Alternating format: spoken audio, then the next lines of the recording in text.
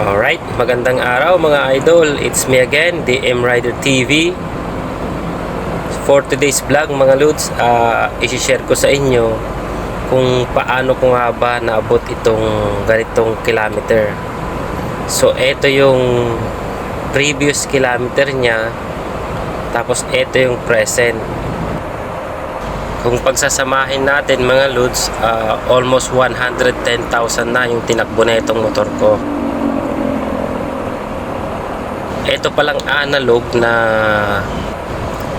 speedometer, nagbaback to zero siya mga idol.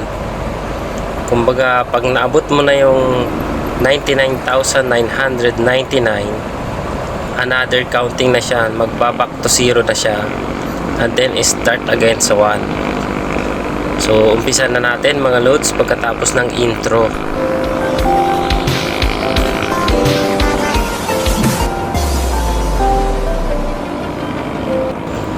Siyempre, unang-unang ginawa ko dito mga idol, every 1,000 kilometers nag-change oil ako gamit ang AX7 Shell Advance.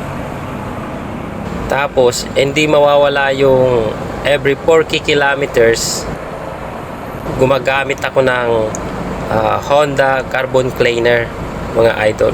Pwede yan, every 4,000 or 5,000 kilometers pwede kayong maglagay sa inyong gasolina. At saka every 10,000 to 12,000 kilometers nagpapalit ako ng air filter. Siyempre pinapa-adjust ko na rin yung tappet adjustment mga loads para laging kondisyon, maganda ang hatak.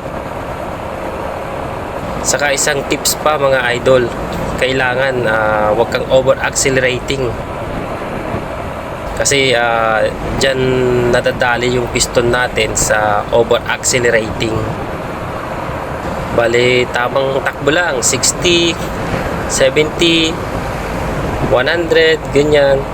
Paminsan-minsan lang yung 100, kumbaga pagkalawang lang mga idol. At saka add ko lang mga idol, syempre kailangan nating magpalit ng panggilid. Kumbaga nagpalit ako ng rubber damper at saka timing chain. So yun lamang yung pinalitan ko dyan mga idol. Tamang rivet lang doon sa may clutch housing. So ganun lang, saka clutch lining, yun lamang yung pinalitan ko. So all stock pa rin yan mga idol. Sana nakatulong tong video na to sa inyo para maabot nyo din yung ganito kahabang kilometers. Bali itong motor ko mga idol is almost 7 years this coming 2025. So hanggang dito na lang mga idol. Maraming salamat sa inyong panonood.